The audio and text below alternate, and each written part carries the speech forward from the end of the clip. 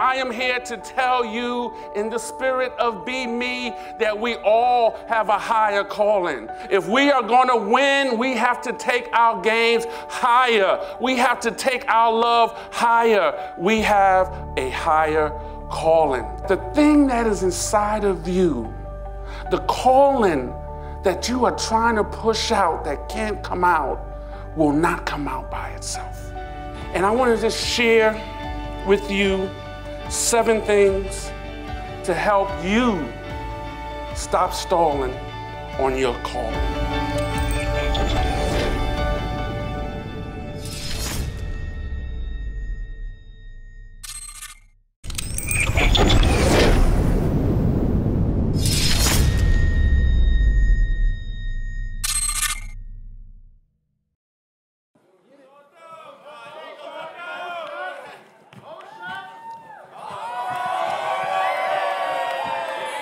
You want me to go?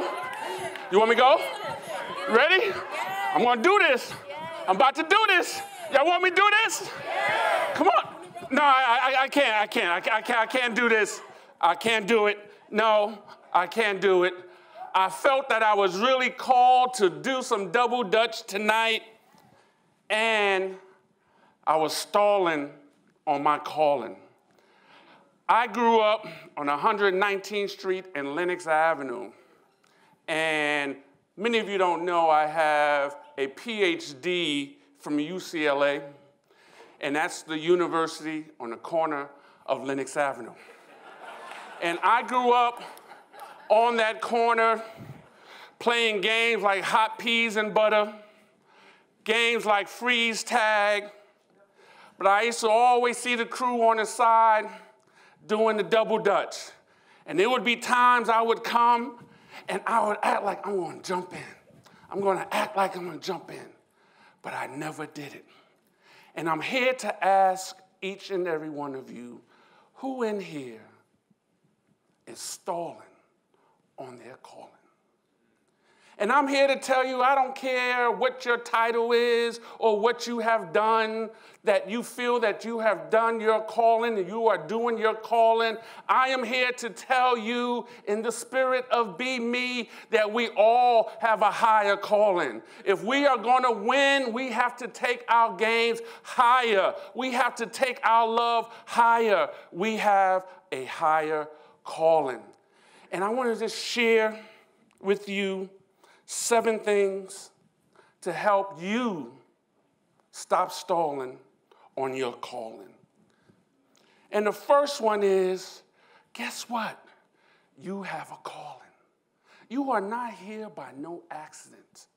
You have got to ask yourself what you would do for free. If money did not mean a thing, what would you do for your community? What would you do for black men and boys if money was not a matter? You should also ask yourself, what am I good at? What was I brought here to do? So that's the first thing. You have a calling. What do you love to do? Why are you here? I love to eat and realize that I can't get paid for eating and I have to find something else. But you are here to do something. So that's the first thing, your calling. The second thing, and I learned this on that corner on 119th Street and Lenox Avenue, and it's called courage. You can have a great calling. I was called to jump into those turning rings, ropes. But I used to watch the older guys on the corner. They would play dice. They would shoot craps. They would play CeeLo. Some of you know what that is. And I would hear this saying, scared money don't win. Scared money don't win. And I'm standing on the sideline watching this game. I was like, what they talking about? Scared money don't win. Until eventually I got old enough to play in that dice game. And I realized scared money means if you don't bet, you are not going to win. I learned about courage. My mother would send me to camp every summer. And I used to always think that my mother, raised by a single mom, that my mother never paraded a bunch of men. I was like, God, my mother's a goody two-shoes. It wasn't until years later, June, July, August, when I was sent to camp, that's when mommy did her thing, right? But I learned about courage at camp because that's where I learned to swim. And there was this thing called the high diving board. And when I got to camp, I learned how to swim. Every summer was going to be the summer that I jumped off that high diving board. But I got scared. They had the low diving boards, and I was jumping off of there. I'll do it next summer. Next summer came. This was going to be the summer that I would jump off that high diving board. Didn't have the heart, didn't do it. That third summer, little kids after me, they were jumping off the high diving board, and I said, this is going to be the summer that I'm going to do it. I'm going to have some courage. And I climbed up that ladder. There was always a long line on the high diving board. And I got on that ladder, and I looked down, and I might as well have been on the Empire State Building. And I said, there's no way I'm jumping off this high diving board. And I looked behind me, there was a long line, people, kids on the ladder. So I either had to walk and tell everybody, excuse me, pardon me, and get off. So I had no other choice, but I had to jump. And guess what happened? I lived. And I realized 3 summers, I was scared to death of the high diving board. And I'm asking you, what's keeping you from your higher calling? And the third thing is completion. And I haven't been doing this, Stephen. It's completion. How do we begin with the end in mind? I asked you to write your eulogy. What will people say about you when you are gone? Guess what? You have that opportunity. I want to live my life so that my eulogy serves as some other person's epilogue who has still some time left to live. So if you haven't done it, take a piece of paper, write down what people are going to say about you when you're gone. We know when we were born. We don't know when our expiration date is going to come, but we have control of that dash in between those 2 dates. And if any of you know, my life has not been a dash. It's been one of those up and down, a circle, and all of that. But write down your eulogy. The next thing you have to do to stop stalling on your calling is credibility. You can have a great calling. You can have all the courage. You can be big and bad and bold. You can have the sense of completion, what it looks like when it's over. But what are people saying about you when you're not in the room? Can your talent take you, or is it taking you somewhere where your character can't keep you? And we all got some stuff to work on. They used to call me the love dove in college, and I had to work on that. When I do workshops with men that are leaders, I said, you know what, it's either the money or the honey. What are you doing? Open the pages every day of a newspaper, and we see amazing, impactful leaders that are falling because of credibility. Don't let that be a stalling in your calling. And next is collaboration. If you have a dream that you can do by yourself, it is not big enough. Dream work takes teamwork. The calling that we are asking all of you to do in the name of building prosperous communities It's going to take collaboration. And we fight so much against each other. I have a mentor, Reverend Alfonso Wyatt, who talks about you never see heroin and crack fighting against each other. They know how to collaborate. Heroin says, I'll go in first, and I'll hit them high. Then you come on in crack, and you deliver the knockout punch.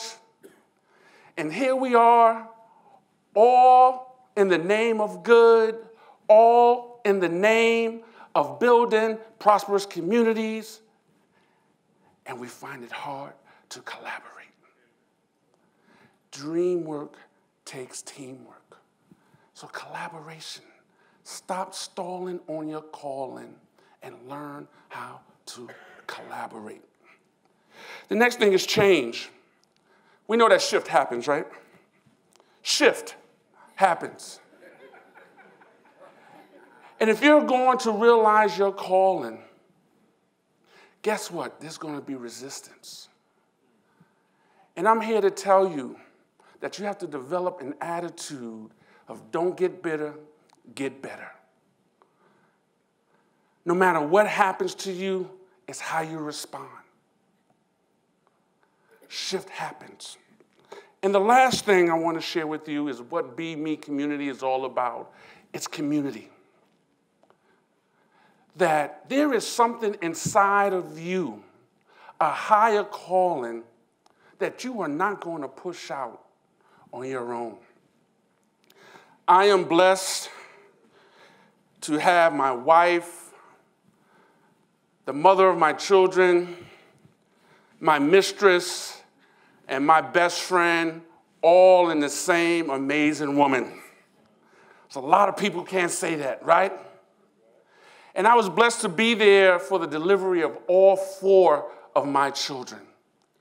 My firstborn, Nia, and I remember I thought I could not have children. We were so excited when we got pregnant. And I remember in the morning, my wife said, my water broke. I said, stop playing, stop playing. She said, no, my water broke. And Nia has a photo album this thick because we took pictures leaving the apartment. We took pictures going down the hallway. We took pictures in the elevator, getting in the cab. We took pictures while my wife was in the hospital. We were playing Sade, and they had to induce labor 12 hours later. That's how Nia got here. Maya, my second born, was different. In the middle of the night, my wife is moaning, and I was like, what's wrong, what's wrong, what's going on? She said, I'm having contractions. We had moved from Harlem to Queens, and I said, come on, we have to go to New York Hospital. And my wife, having contractions, she had the sense to say, no, we have to go to Jamaica Hospital in Queens. Thank God for that, because Maya would have been born on the Triborough Bridge. Because 1 hour after that first contraction, Maya came onto the scene. And Maya does everything fast. She runs fast, she talks fast, she does everything fast. That's how Maya got here. But my twin boys, Cameron and Caleb, they were a little different. About 17 weeks into the pregnancy, we went to go find out the sex of the baby, and the technician said, whoa, she was doing the ultrasound. We was like, oh, what? She said, you're having twins. And we were really excited. We even had dreams on the same night that we were going to have twins. And then the technician said, let me just check and make sure everything is okay. And we had to be rushed to the emergency room because my wife was dilated so much. If she didn't go to the emergency room, my twin boys would have never made it. So she had to go on bed rest. She had to get what's called a cerclage. And I won't get too graphic. That's a different workshop, but she was on bed rest for the entire pregnancy. But when it was time to deliver, they were not ready for a C-section. My first son, Cameron, came out, and no matter how hard my wife pushed, Caleb would not come out. And I said, what's going on? She's already pushed out 3 babies already. But no matter how hard she pushed, Caleb would not come out. And Caleb was what you call breech. He was turned around. 9 minutes after his brother came out, Caleb's vital signs began to drop. And the doctor said, I have to go in and pull him out. And I remember the screams of my wife. I think I still have the nail marks in my arms. But I learned a valuable lesson. And that's the lesson that I want to share tonight. That the thing that is inside of you, the calling that you are trying to push out that can't come out, will not come out by itself. That you have got to turn to someone, maybe in this room, and say, I have a calling inside of me, and I need your help to pull it out. And I am here. We're going to get our jumpers back up. Let's give our rope twirlers, the candies, rope twisters again, to see how we are going to watch how we're going to stop stalling on your calling and just jump in. This is my calling. I got courage. Completion. I see it happening. I trust myself. I got some credibility. Collaboration. They twirling, right? They twirling. I want to change the script here. It's all about community. Y'all ready? Y'all ready? I can't do it. I can't do it. I can't do it.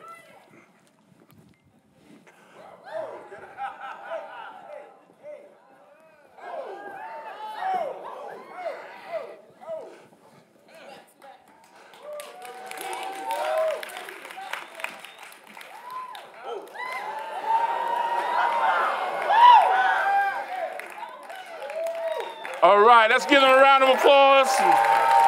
Stay out here, girls. Come. Whenever I talk about this work, I say that we have to stop waiting for the cavalry. The cavalry isn't coming.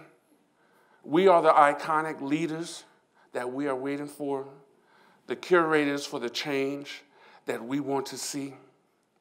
And it's going to take building prosperous communities like Be Me has called us all to do in order for us to pull out what's inside of us. So let's give the cavalry a round of applause, and we thank you.